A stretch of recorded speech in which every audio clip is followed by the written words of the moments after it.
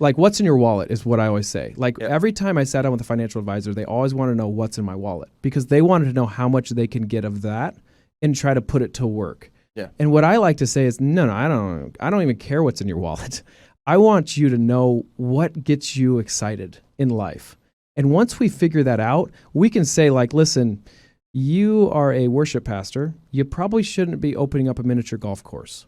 Probably not wise. Like, you don't have any experience of that and this, that, and the other. And so I'll give you an example. So we had this psychiatrist that came to us and had this emotional shame, financial shame about where he was at. Yeah. Him and his wife were in a truckload of debt for student loans, and he wanted to get a doctorate.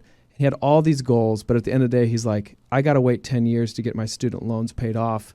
And then at that point, then we can start maybe thinking about a side business of the psychiatrists and try to open up a business. He's like, the only thing we've done wise and correctly is we have this Roth IRA for $11,000 that we have. And I'm just clinging to that. Like, that's the one thing we did right. And my business partner looked at him and he said, listen, we'll work with you, but you got to cash out your Roth. And he was like, I'm sorry, what? He's like, that's the one thing I did. I did right, and so he ended up doing it. I'd say he went down this uncommon path. And in that, we started his own psychiatrist business out of that $11,000. And this was 6 months ago, but it was generating $1,000 a month. And he loves what he's doing. Yeah. Now, tell me when he wants to retire. He'd be like, I don't want to retire. Right. I want to go keep impacting people the way God's uniquely gifted me. And that was $11,000. Like, now, even if, this is my point, let's say it went to zero. This was his experience. This is what his training was. And he had the funding, it went to zero. My point to him is like, what did you learn in that process? And was it worth $11,000? Because we were very honest with him at first. Like, this could go south, pal. And are you willing? And his wife was right there, is like, we've got to do this. Yeah. And she was a huge support. Anyway, you guys can talk, but you have a cool job. I have the best job. I'm like, hey, your thing's broken. Gonna be big money. You're gonna really be sorry. Yeah. What's in your wallet? The honest truth, though, is like, I could have taken that Roth and invested it, and it could have lost all of it.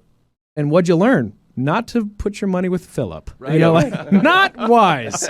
Not wise. It is interesting to think about what you're saying is I mean, everyone's pretty much brought up the same way.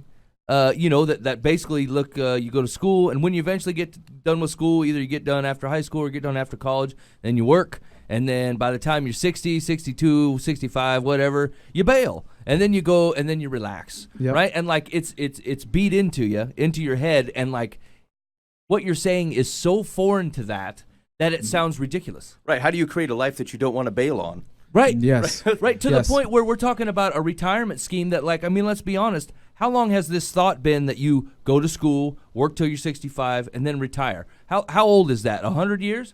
200 years? No, I don't it's know. not more than 100. Yeah. I'll tell you, it's not more than 100. So we're talking about, like, there's been a ton of people that lived before us, right? And, like, retirement wasn't even a word. They didn't even have it. They're like, yeah, I bake bread. And then you bake bread until you 95 and keel over. That's it. And that's even localized, right? Like, think of, like, culturally, no one's in Zimbabwe going, yeah, can't wait till I turn that clock at 65. Yeah, right. We're gonna flip this thing over. Like, it's easy street. Yeah, like it's a very when your cultural center is so unique in that, like, we're basically plotting for a way out. We looked at this equation and go, yeah, you know what? I'm gonna plot to not waste really, but like not get the most out of the next 30, 45 years. And then my life's going to kick over right when I got back pain. Right. And I'm living on not very much because I stopped working. Statistics show 7 years after you retire, you die. Oh, man, that's rough. And I think it's because you disengage. You're not really pushing yourself to be hard, like to be better than what you are. You're just kind of complacent. Complacency is always bad. Vince Lombardi, you're either going up or down.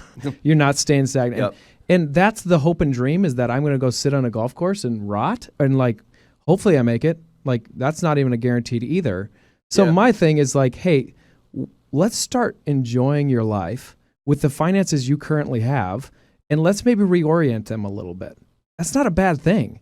But you've got to be thinking about this in a different way, because I'm not even sure you're going to make it how you are living now. Does that make sense? Yeah.